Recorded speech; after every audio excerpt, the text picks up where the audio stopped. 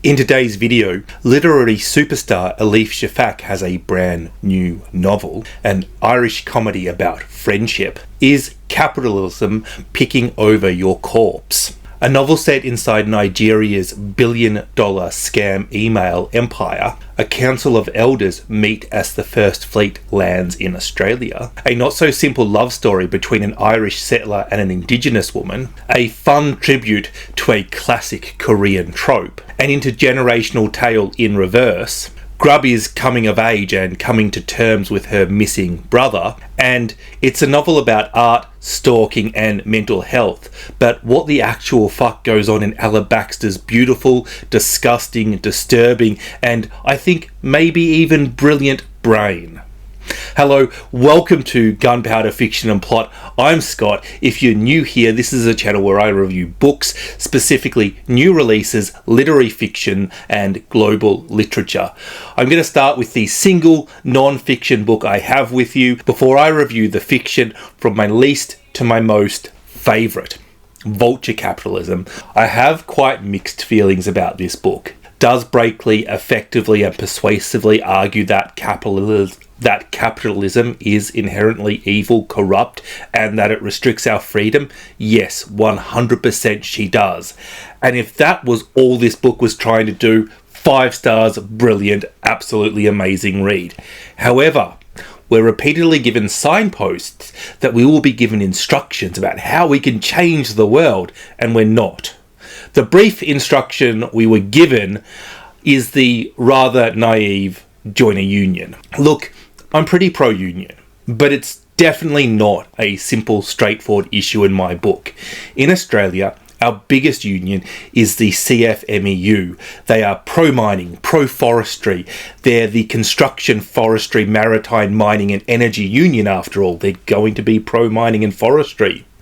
There is overwhelming evidence of corruption within that union, links to organised crime groups, and reports of a culture of violence, brutality and bribes. The influence they exert doesn't always meet with the interests of the population. Often it is aligned with the interests of big business. Unions are so checkered, and to finish a book that was otherwise so well considered, so critical, with such a simplistic argument was such a letdown.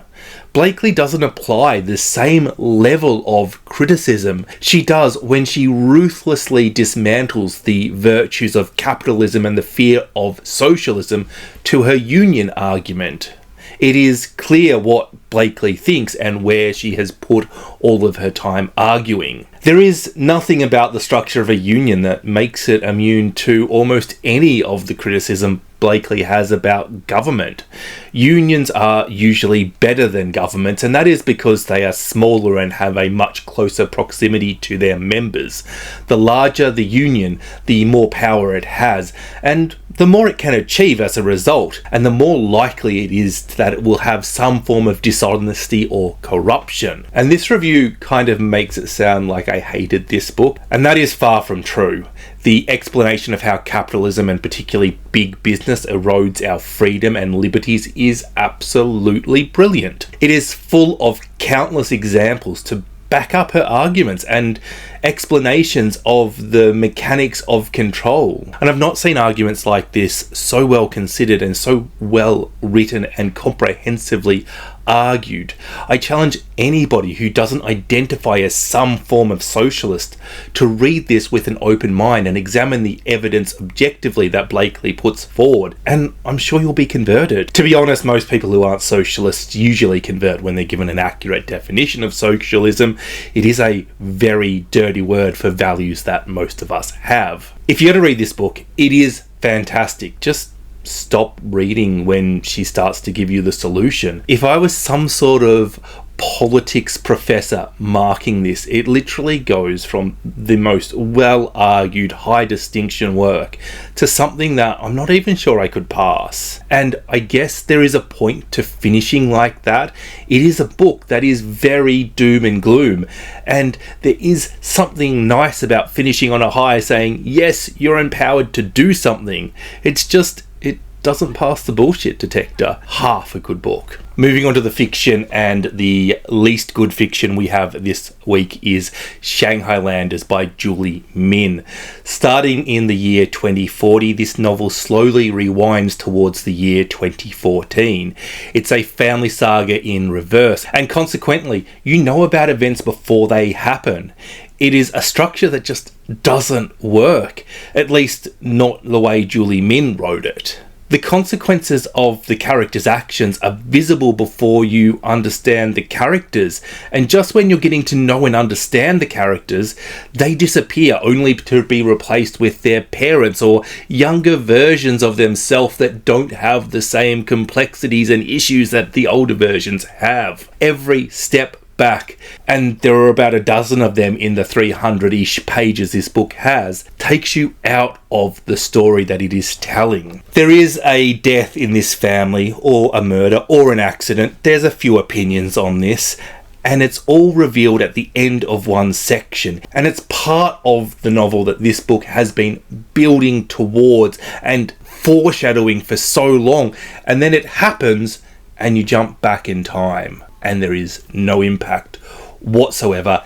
Everybody is ignorant of the future. Such a powerful event, and you're wondering about the trauma, the guilt, the regret. And it's just not painted strong enough before for you to get it, and then have the event afterwards. You really need to have that in chronological order to get inside these characters' mind a bit better.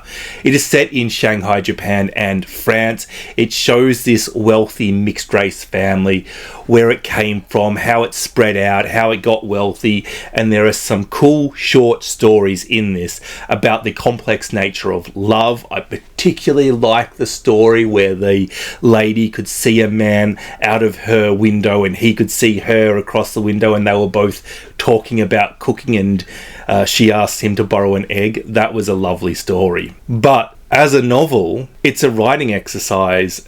It's an interesting experiment, but it's one of the ones that you throw out and you don't go on with. It is a structure that makes the themes, characters, and plot needlessly harder to follow without any payoff at all. Especially when you consider that this family has several secrets, and that once you find out about them, they're gone. They're no longer impacting the story. This is a book that defies causality, and it defies being good. A Magical Girl Retires by Park Seolyeon, translated from Korean by Anton Hur. Look, this isn't the sort of book that I usually read, but it was short and I was in the mood for something a bit frivolous and fun, and it caught my attention with this strange title.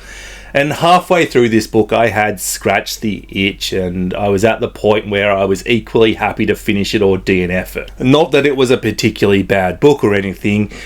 For what it was doing, it was fun and enjoyable, but, you know, I'd had my full. There are some superheroes in this world, and they are all tiny young women who are easy to underestimate. They have one power each. Some have better powers than others. It is basically X-Men, but instead of mutants, they are magical girls.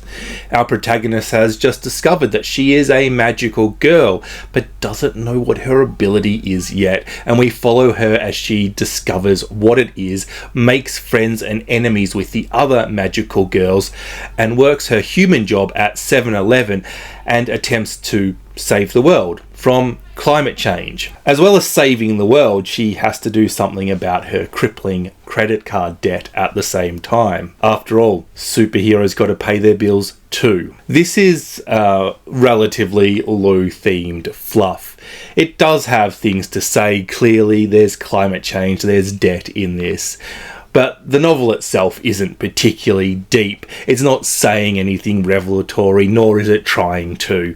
It's heartwarming, it's queer positive, it's feel-good fun, it's playing reference to a type of character so often seen in anime. It's Sailor Moon. It's here for a good time. It's not a book you're going to remember. Getting on to the more serious literature, and we need to talk about Ella Baxter, because I have no idea what I think of her work. I don't know if I love it, I don't know if I hate it, But nobody, and I really mean this, nobody is writing what Ella Baxter is writing. The closest author I can think of is Atessa Moshfegh, but she's just really normal in comparison to Ella Baxter. So let's talk about her second novel, Woo Woo. Ella Baxter is a former artist turned author. She had a stalker. In Woo Woo, Sabine is a provocative artist, and she also has a stalker. At least she thinks she does. She may also be losing touch with reality. It's very hard for us, the reader, to tell. Well, actually, it's not. She is definitely in need of some mental health, but the question of whether she has a stalker or not is not resolved by answering the question of Sabine's mental health. She often goes live on a social platform, producing performance art pieces in one shot. One night, with her security in question, she goes live as a form of safety, and the comments start to come in. Is this real? Is this art? Is it just brilliant? And this is where Baxter is blending her themes in a really creative way. It's not just the tired cliche of what is art. It is more sophisticated than that. It is, what is the difference between life and art? Or maybe, what is the impact of fear upon art? Does art imply a divide between the artist and the viewer? How does societal pressures impact art? Is art just a call for attention? After all, the stalker never appears in this live stream. Is he even real? And Sabine's art is provocative. She likes to use herself in the art, and at one point a family member asks her, "Will we ever see you in your art with your clothes on?" This is definitely not the most provocative thing about Sabine's art. In the interests of good tastes and public decency, I'm not going to tell you what that is, and some of you will know how little good taste and concerns for public decency I really have, so this is proof that those things actually exist inside me. It's hard to tell if Baxter is mocking a corner of the art world for their obsession with transgressive art, or if she's trying to be transgressive herself. The stalker takes offense or is turned on by her art. Honestly, it's hard to tell, but he uses terms like slut in his letters to her. The novel is written in quite a bombastic way, allowing the reader to experience a small fraction of Sabine's mindset, forcing you to question her sanity and her safety. Her conversations with the ghost of Carolee Schienemann serve to underline her exasperated mental state, but they also an act of inspiration for Sabine's art and provide her with sage life advice. Where is the voice of this ghost really coming from? Sabine's husband is a chef, and he does a particularly poor job of grounding her, calming her, or making her feel safe. This on top of her being away from the house and working during the prime stalking hours. Sabine has a reputation for being a bit flighty, needing attention, exaggerating, being overly dramatic, and she isn't taken as seriously as she should be. This is made even worse by her drinking at her husband's work and just generally acting really bad. At every step of the novel, you are led to think this is exactly the kind of person who makes up having a stalker, that she is not a reliable narrator. But does she have a stalker? And what does that say about the safety of such a woman in our society? Do we just not believe these sort of people? And what does it say about that old horrible line, "She brought it on herself"? We may as well be asking, what was she wearing? The writing style is really effective at communicating Sabine's mindset, and it makes this book really difficult to read. You don't know exactly what's happening at all points in this novel. Baxter is able to evoke emotions in her readers with such ease. It's almost accidental and exaggerated. And at any point in this novel, you could feel any combination of angry, sad, happy, repulsed, annoyed, relief, nervousness, joy, mirth. It's a very confusing and overwhelming emotional read. And I just don't know if I loved it or I hated it. But I can definitely tell you this. I was not bored.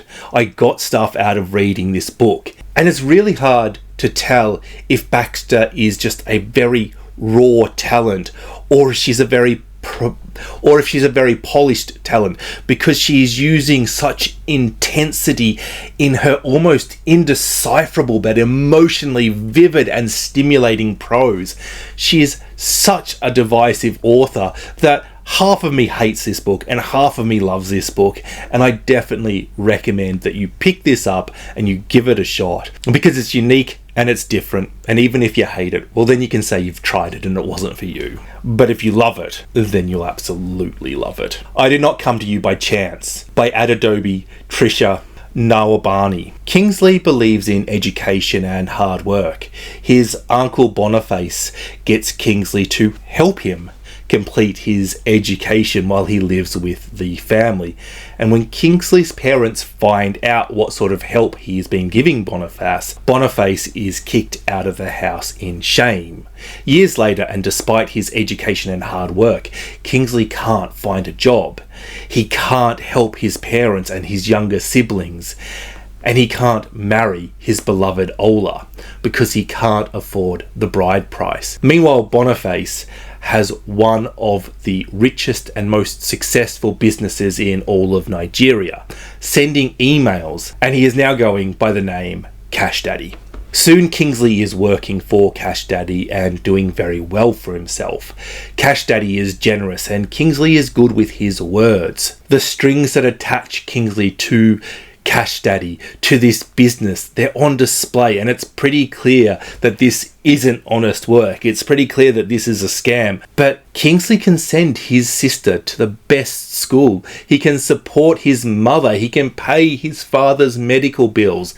Not to mention, he can drive a nicer car. He can have house staff, a massive TV, and so much more. The battle between temptation and what's right takes place inside Kingsley's mind. And plot-wise, this is a really compelling factor in this novel. It just makes you want to keep reading. I enjoyed Kingsley as a character. I think that all good writers understand that no character is all good or all bad, and you can definitely see that in Kingsley as well as in Cash Daddy and all of the characters in this novel. Kingsley isn't cold-hearted in what he's doing. He struggles with it, but there's a lot going on inside him. He's angry and he's let down by his belief in a system that has not worked for him. And I kind of want to say he's tempted by the good life he lives, but that is clearly not the case. Kingsley is motivated by two things: pride and obligation. While I enjoyed the plot and the characters, theme-wise, this is a little simple. I did like that it was a new perspective for me of a Nigerian email scammer. I have never read a book from that point of view before, and I could really empathise with Kingsley and the path to hell that he has taken, so to speak. But I don't feel like that was so much a big theme as it was the driver of the plot, and it was really good storytelling, and that's what this book is. It's good storytelling. It has enough themes to be classified as literary fiction, but this is also an excellent and enjoyable piece of commercial fiction, and maybe that's where it should have been marketed. It's one of those ones that's a little bit in between, a little bit in both camps, and I think you need to go in expecting that. A good book, not a great book. Dirrayawadha by Anita Heiss. I kind of love Anita Heist's titles of her novels, but I keep thinking of, like Welsh or Irish people who can speak a few words in their historical language, but even when they don't know how to speak those languages, they all seem to be pretty good at reading words, and I just wish I knew a few words in whichever indigenous language it is, probably Wurundjeri, as she's a member of that mob, so I could pronounce the titles better. And maybe that should be part of Australia's curriculum. The Conservatives would love that, getting in touch with our history and being proud of our roots and all. This is a historical literary romance between an Irish convict settler, Daniel, and Mina, a Wurundjeri woman just like Heiss, who meet working on a rural farm. And I do enjoy books about racism and the early settlers of a country that include Irish characters. Marlon James did it with the Book of Night Women as well, and it allows us to discuss colonialism and racism and show the different complexities and levels and how it's not the same for everybody and how self-serving it can be sometimes. Dan is very sympathetic of the plight of Mina's people, not just because he's in love with her, but being Irish, he remembers similar things happening in Ireland before he was carted out of there. But he is also used to the farming life. He's used to a white lifestyle, so he does have advantages that Mina doesn't. Mina's brother is a Wurundjeri leader and is considering whether to resort to violence against the crimes of the white settlers, as other leaders have done with their mob. Dan, as a white person, gets to hear all kind of racist attitudes towards his girl's people. And in one scene, he's dealing with some very harsh racist opinions and has to remind the people that he's actually involved with a black woman. The title of this book literally translates to Rise Up. Mina's brother in the novel is called Windradine, and he is a real historical figure. He was the leader of the Wurundjeri people in the Bathurst War, which is a point in history that I didn't even know existed until I read this novel. And this is what Heiss is doing with her books. She is taking a point in Australian history, and she's writing a novel there which is my preferred way of learning about history. She's always tackling race relationships. She's centering Indigenous folks. That is really all she is doing. And any settled country has a history that doesn't make for pleasant reading if you are one of the colonizers or their descendants. But it's important not to bury that history, and Heiss is making sure new people learn about her people, her history, their important figures, and so on. And this made for specifically interesting reading for me as I read it back to back with The Visitors by Jane Harrison, which is a short but dense novel about a group of Indigenous men who were in charge of their people's war efforts when they see a boat docked in a harbour one day, a sight they have never seen before. The men are deciding if it's best to attack them and force them out or allow them to enter the land peacefully. As they decide this, another boat arrives and then another arrives. This is based upon Harrison's play of the same name, and the novel is loosely inspired by 12 Angry Men, and much like the film, the novel is basically one big long conversation about passing a judgment. The threat of death is in the air. They don't all agree, and the conversation continues to sway opinions back and forth as a consensus is sought. As the conversation rolls on, Harrison examines the possible impact of what we the readers know is the First Fleet. I really enjoyed the way Harrison played with the reader's hindsight. We're gifted with the knowledge of what is about to happen, and it is almost in the complete opposite way of watching 12 Angry Men, where we don't know if the murderer is guilty or not. And so in 12 Angry Men, where I was consistently hoping he was found innocent, I was hoping the Indigenous men would realise what was about to happen and prepare. And it is that moment when things change forever, that sort of moment when the before becomes the after that she has captured brilliantly.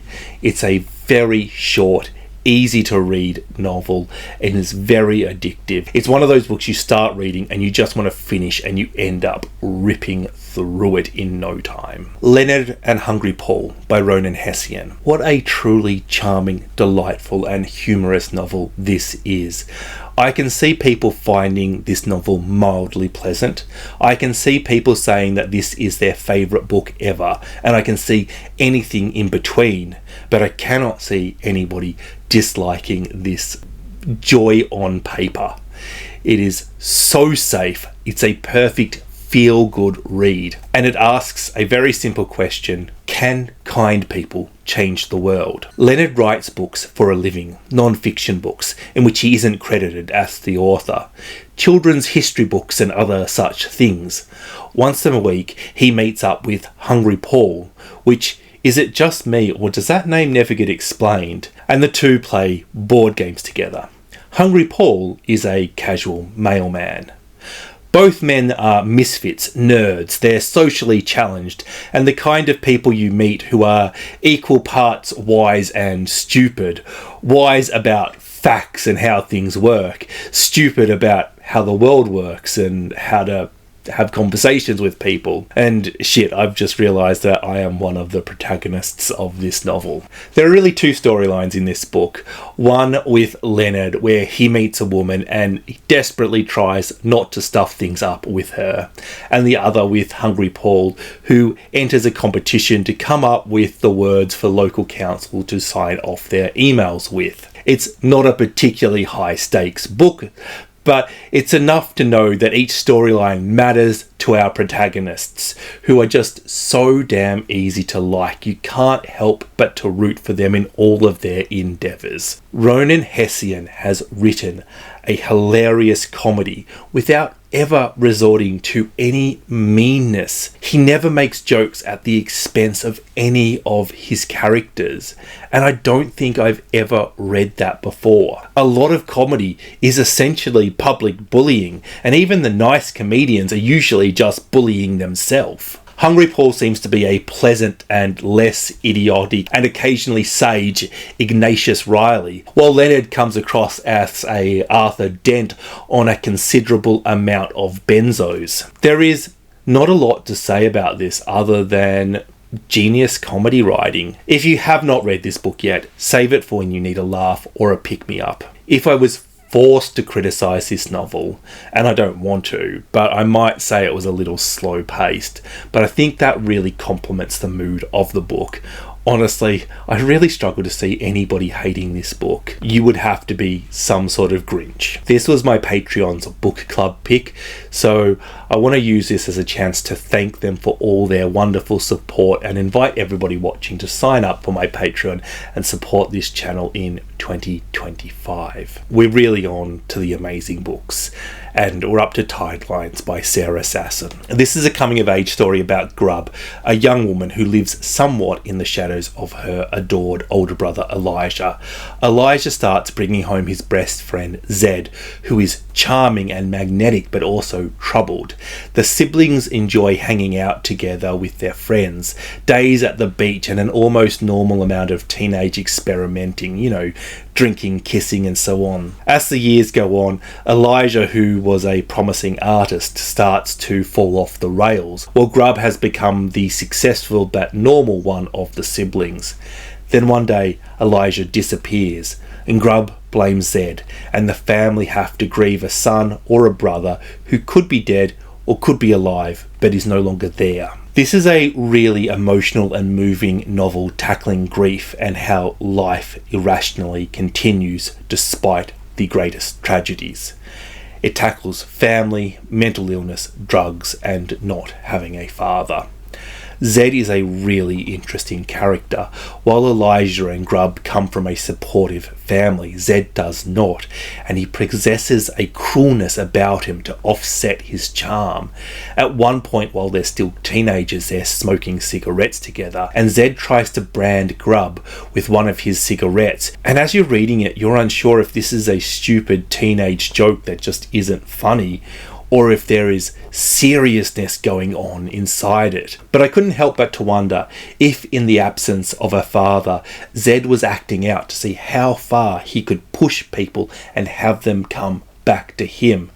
Grub, after all, clearly had a crush on him.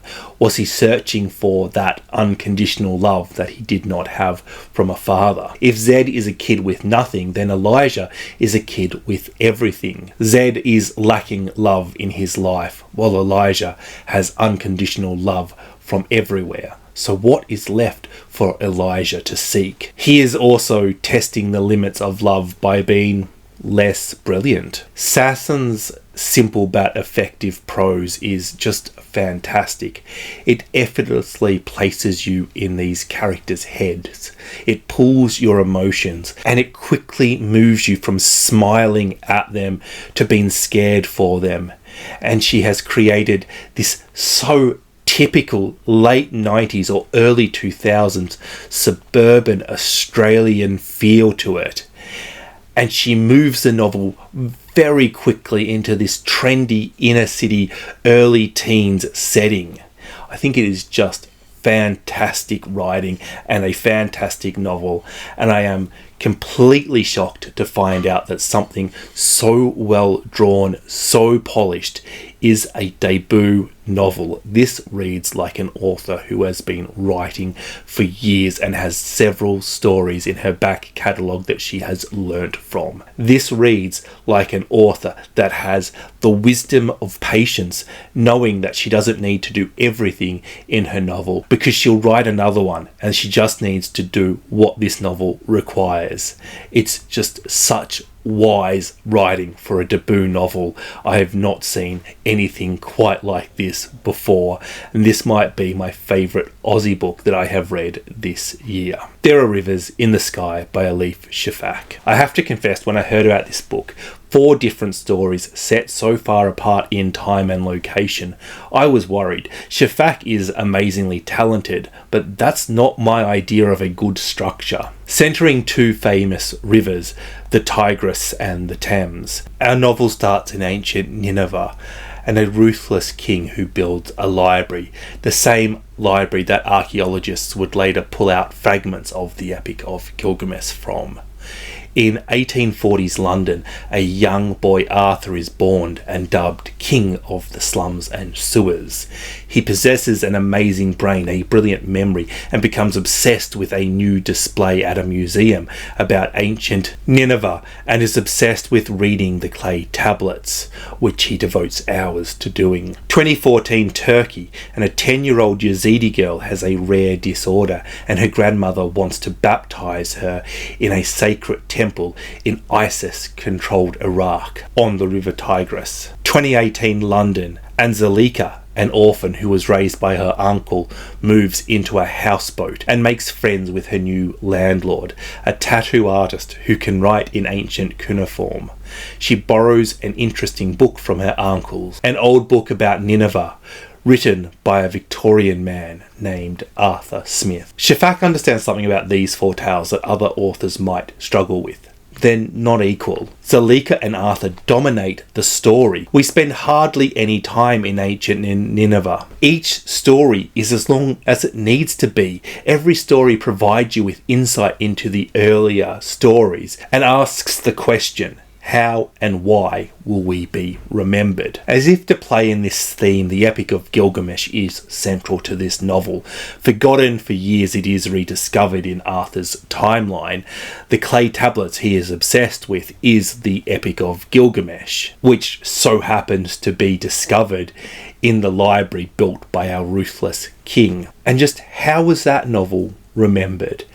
How were those words remembered? Another theme running through this is water, the importance of water to human life, settlement, culture, religion. It's kind of weird to think that water is so important to our lives, and it's a measure of how removed we are from what keeps us alive that it's even worthy of commenting upon this regarding the novel. Water is fundamental, of course it is, but we never think about it. I love the inclusion of Yazidi peoples who have such an unusual and unique religion that is almost Abrahamic but is also very much itself and something else, with elements of Zoroastrianism and local customs thrown in. It recognizes both the Bible and the Quran as respectable scriptures. They practice baptisms and they avoid eating pork, but also they believe in 7 angelic beings who carry out God's will, the most important of these beings being the peacock angel, which is sometimes mistaken as a devil by non-Yazidis and leads to the horrible nickname devil worshippers. In Yazidism, water is a sacred element. It must not be polluted, and it is used in many of their rituals.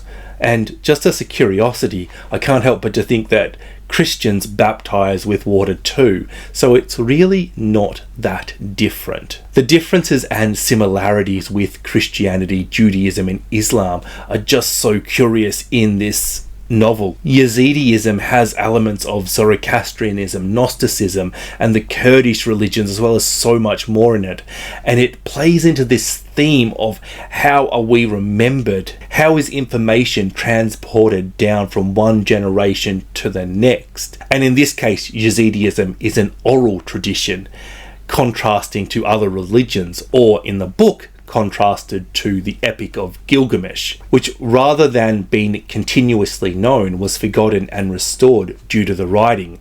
And one might argue that it was kept as it was intended, while Yazidism, while enduring, has the chance to evolve and change. But that statement doesn't feel quite right.